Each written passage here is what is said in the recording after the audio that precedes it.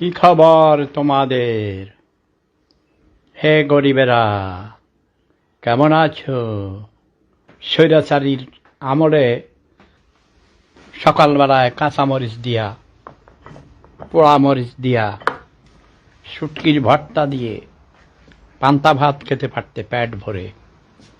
এখন শুনেছি তাও নাকি ছুটে না। 3 বেলা তো দূরের কথা, 1 বেলাই নাকি ছুটে না। কথা কি সত্য? হতেও পারে, কারণ তোমরা তো গরিব, কাজ করো না, বেকার থাকো। কাজ করলে তোমাদের নাকি ইজ্জত চলে যায়।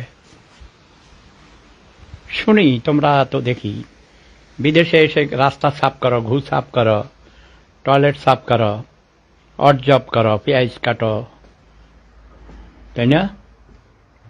কত অড জব করো, 3 বেলা কাজ করো, 24 ঘন্টার মধ্যে 18 ঘন্টা ট্যাক্সি চালাও, তারপরে না খাইয়া থাকো। 100 গরুর মাংস যদি কিনতে পারো, 10-12 জন থাকো, 10 আলু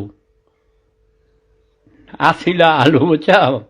33 বছর আগে যখন আমি এখানে আসছিলাম, বুঝছো, বিশ্বাস করো, খাটের নিচে, টেবিলের নিচে, টয়লেটে, বাথরুমে, রান্নাঘরের ফ্লোরে, এই যে দেখো আমার রান্নাঘরের যেমন এই ফ্লোর আছে না, এই টেবিলের নিচে কোনো রকমের পিঠ ঠেকাইতে পারলেই হলো, একটা বিছনা পারলেই হলো। তাও এটা এখানে 3 জন ঘুমাইতো, 3 শিফটে কাজ করে, একজন চলে গেলে আরেকজন ঘুমাইতো।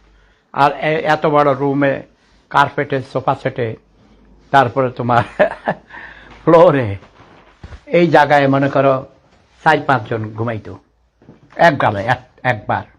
এরকম 3 শিফটে ঘুমাইতো। পিঠ যদি ঠেকাইতে পারত, তাহলে ধরো মানে ওই সিট হইয়া শুইলে 100 ইউরো, কাইট হইয়া শুইলে 80 ইউরো, 20 ইউরো কম।